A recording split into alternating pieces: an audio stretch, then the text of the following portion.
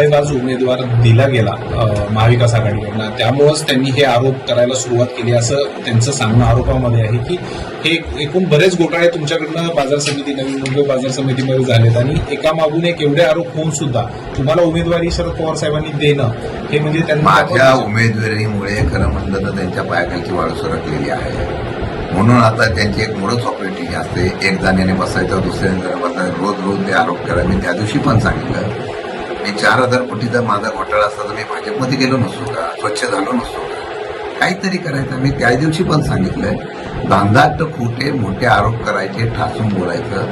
मी जनतेच्या लोकांमध्ये सांगितलंय की कुठल्याही प्रकारचा असला भ्रष्टाचार झालेला नाही नाही नाही. परत या विषयावर सांगताना मी प्रामाणिकपणाने सांगतो, फार चुकीच्या पद्धतीने आरोप करण्याची